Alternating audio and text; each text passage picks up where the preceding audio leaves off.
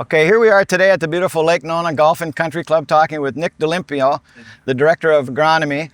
And Nick has had the ultrafine bubble system from NanoOxygen Systems, the longest of anybody. And Nick, how long have you had this system? I think it went online November of 23, so we're closing in on our third year. Over 2.5 years. Yeah, 2.5 years. Right, okay. So your system's been in operation 2.5 years. What did you expect from the system prior to getting it, and has it met or exceeded those expectations now after 2.5 years? So for us, I mean, the main thing we were looking for was building roots. They did a renovation, we're 12 years ago now, and we immediately started seeing the same problems we saw before the renovation, was just poor rooting. So we're looking to just improve our roots, change the mix, changed agronomic programs. Water was the only thing that we kept the same. So started diving into that. And it did that immediately. We saw root depth increase immediately. The thing we didn't know was, okay, how much fertilizer nutrients are we gonna release in the soil? How much are we gonna mine out? What is available versus what was still unavailable? Year one blew us away. Year one, I mean, we didn't fertilize teaser approaches the entire first summer. I skipped an entire bulk app the first summer, just going off of what the plant needs, what we were looking at. It was just growing on what was still in the soil. Year two came back a little bit. Year two, we didn't see quite the same release.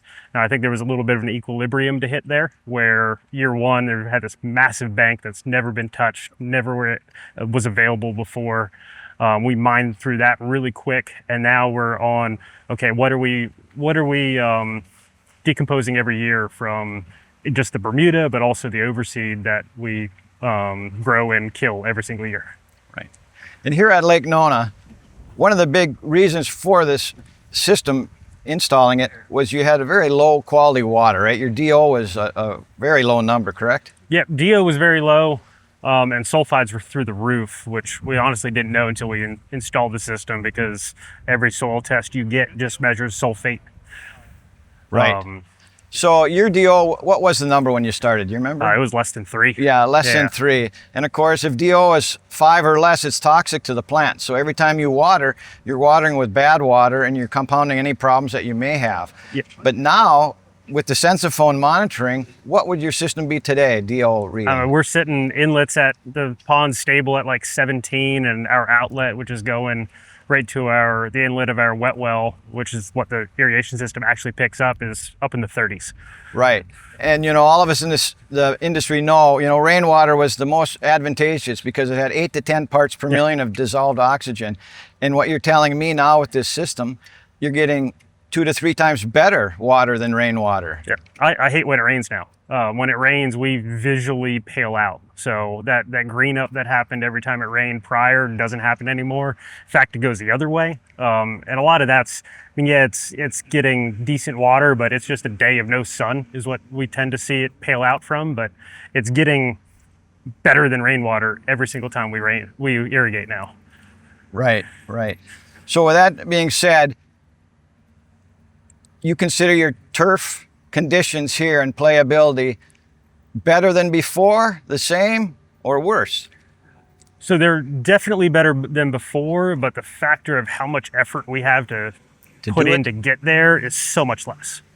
We were fighting day after day to try to maintain the greens and create a surface that we were proud of, and we did. We created a surface that grew in its thatch layer. And then that's fine all season long until it comes time to aerate, and you can't pull a core because the surface is too fragile. Right, right. So I know here at Lake Nona we overseed, and we host the LPGA tournament in January, and we get ourselves prepared for that. Since this inception of the system, the amount of overseed that you actually have to use, is that less or more, and is there savings with that? So I haven't fiddled with it too much. I did start fiddling with it on tees though. So we always used to have tees a little bit higher than approach rate, and this is on Poetriv.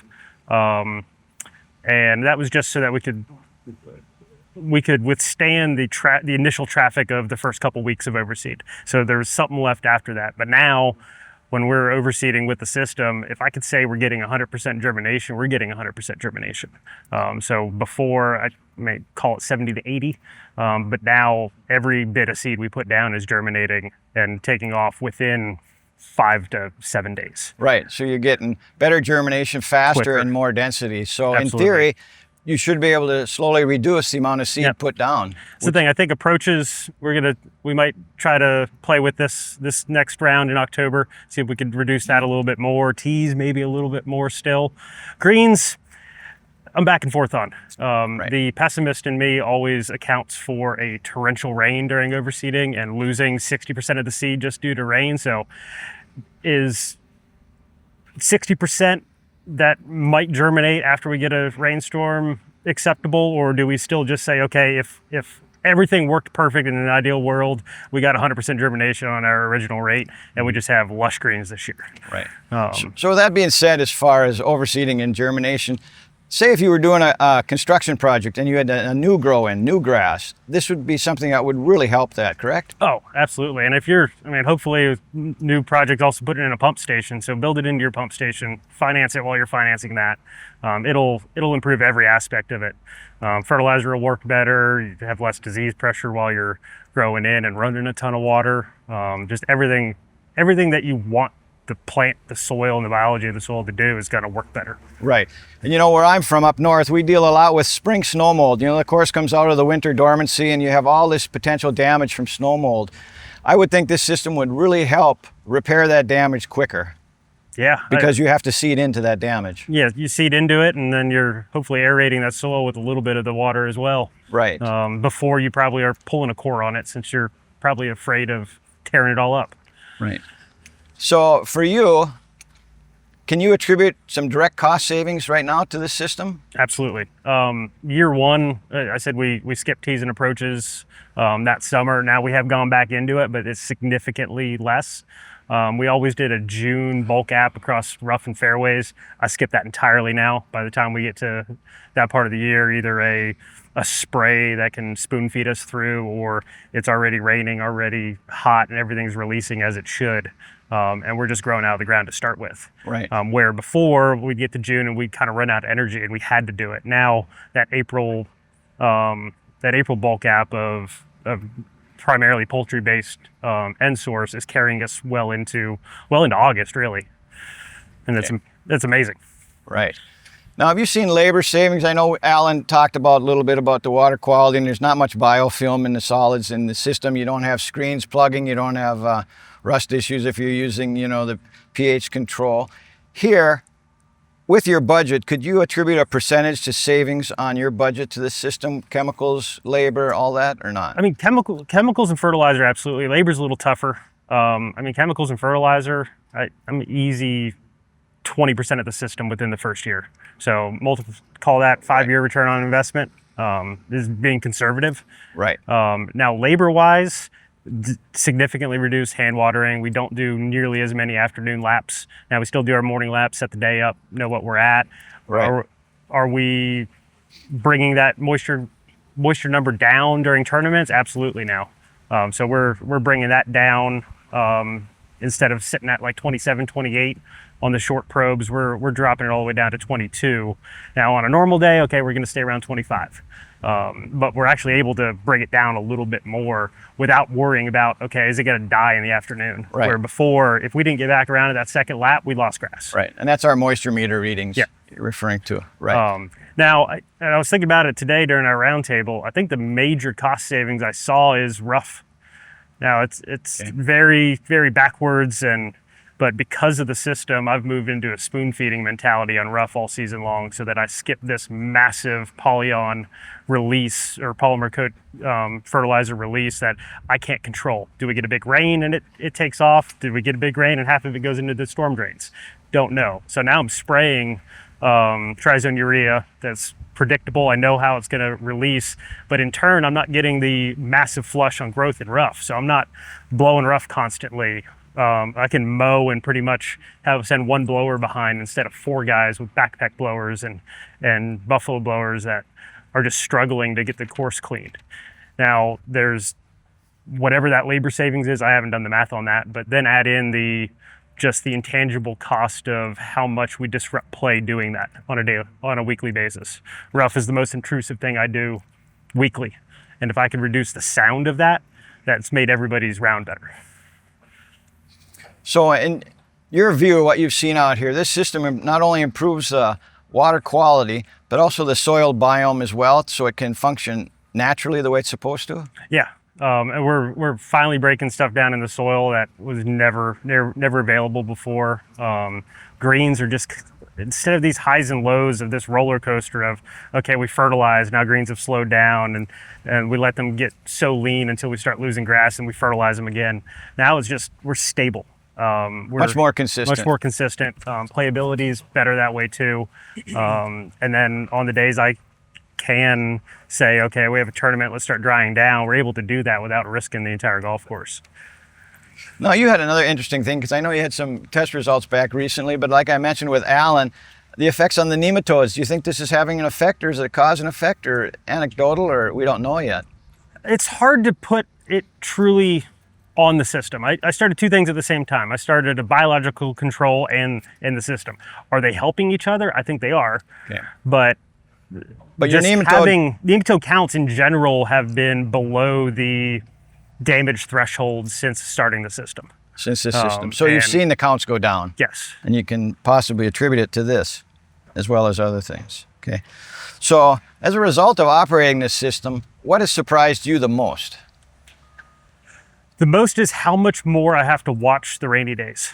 How much more I have to plan for Florida giving us an entire week of rain where I can't run the system. While the system's running, I don't have to worry about anything. It's taking care of dollar spot in the fairways. We're making sure oxygen's getting everywhere. But if Florida decides to give us a week of rain and I can't run it, that's when, okay, I needed to see that 2 weeks in advance. I needed to watch the long range models and plan for that to get a fungicide down, because it's not going to protect me if I can't run it. Right. And I haven't gotten to the point where I can bring myself to run it while it's raining. Right. Okay. Because I think that's the solution, really. I think the solution is water during the rain. During the evening when nobody's watching, put a cycle of this water out. It's still better than the water you got from the rain anyway. Right. Pick one green. Yeah. Right. Yeah. Yeah. Okay. Let's see. There was another question I wanted to ask you here. This technology for other golf courses, what do you see holding them back from applying it? So I've had a lot of talk. A lot of people have called me over the 2.5 years that I've had this. And the same thing that everybody struggles with is the lack of data that we truly have to say that this works. Now you have me, you have Alan, you have Jason, and John saying that this is what we've seen, but to actually have true hard data, okay, we've seen this much reduction in sodium, this much dissolved solids that John Riley and Jason have been working on for the desalination portion of this. But just, you have all of our information, but the guys who are taking that to their GM that just say, hey, these 3 supers said it works. I think that's where people are going to struggle. And that was the struggle for me here. It took a year to get Tavistock on board to say, okay, let's invest $250,000 on something that is kind of intangible to them. Right. But now that you've had it, you've seen the tangible results. Absolutely. And I can go to them and say, hey, over 3 years, I've knocked 60 to 70% of the cost of this thing off in just my operating budget. Right. So they're able to see that. They know that's happening. And they're also hearing the golf course is getting better. The golf course is more consistent. Greens are firmer during tournaments. We no longer have the name Lake No Roll. Right. Much more positive member comments. Yeah, absolutely. Right. So your system, unlike Alan, you have just the dissolved oxygen and the ozone, correct? Correct. You're not doing pH right now. Not yet. And you don't need to do pH, or something you might look at later? We're back and forth. We have very high bicarbonates. I've managed that with acidic wetting agents. And I mean, we're spoon feeding pretty much everything at this point. So a wetting agent's going down when we're doing that, and it's most likely one that's going to fight the bicarbs. pH isn't out of control for me. I'm at 7.4 in the soil. It fluctuates between 7.4 and 7.2 over the years. Hasn't really moved much. So until I start seeing that go up, I don't see it as a true need. Now, is there some other benefits to the carbonic acid injection, reducing the bicarbs even more? Does that release more nutrients in the soil? I know it does. Is it worth doing it right now? I'm not sure the club would pay for it. Right. And I think that's the only thing holding me back. Right. And truth be told, when we installed for you, we didn't even have that technology available yet. No, that was something that we was an added add-on entirely for me. Right. Alan was fortunate enough to get just on the beginning of that side. Okay. Now, if you're paying quarter million for it off the bat, throw it in. You want it. Right. Absolutely. Right. Okay. So you've had the system the longest. What operational issues have you experienced with your system and the service from NanoOxygen? Operationally, I mean, the NanoOxygen side, the thing is actually creating the ultrafine bubbles, has been bulletproof. Haven't needed to even touch it, look at it, anything. Cleaning sensors pretty regularly. I mean, our water before coming into the system is dirty. I mean, the sensors gunk up and we've had to clean them. Again, that's not that big of an issue. Right. Ron taught us how to clean it, and golf course superintendent takes care of it monthly. And it's part of his. And we got a big intake screen as well that you switch big out. stuff doesn't. It's just a little bit of biofilm forms up on the sensors, and then we've had some minor sensor faults on the compressor that NanoOxygen Systems, and even before y'all had the service part. I mean, just calling. Was it Compressed Air Systems who sold the compressor? I mean, they were fantastic as well. Good. I mean, everybody's been very responsive. I mean, we're back online within a week at most. Right. And most time, if it's that long, it was waiting on parts. So it's a company that stands behind and provides good service. Absolutely. Right. Okay. What do you think NanoOxygen can do better to enhance the system and technology from your perspective? I think I have to go back to the just providing the new or the would-be customers with the data that will actually make the decision for them. I mean, we can sit here all day and say that what worked here, what works at another course, but every golf course is different. I'm going to have a completely different set of expectations for it that somebody else will. But just having something that they can truly see and that's tangible to them, that they can that the analyst in somebody can say, okay, yes, that's truly working. Versus now, a lot of us can go off of common sense too. That are in this industry, we know that giving the plant more oxygen and somewhat water, sterilizing the soil and making it more oxidative with the ozone is going to help in general. But they always need to provide that to somebody that doesn't understand that. Right. Right. So the fact is that you're using a much higher quality of water after it's gone through the system. And I like to equate, a golf course like your body. Here you are, your body's the course, your circulatory system's the irrigation pipes and valves, and the pump station's your heart. And you know what? The water is the blood. Why not have the best blood possible? And this system makes that. Absolutely. I mean, it's to the point where we've gone from reactionary, okay, the soil's doing this, to, okay, we're going to build our economic system off of, we have this water, what can it do? What form of organic carbon source, what does adding that to the system we're already feeding in the ground do to the overall health of the greens? We've gone to a lot more of looking at what microbes require versus what the plant requires, because we've learned, and we all were taught this. It was a broken system before this, that the plant exudes enzymes, hormones into the soil. The microbes take that up and figure out what the plant needs and start mining it.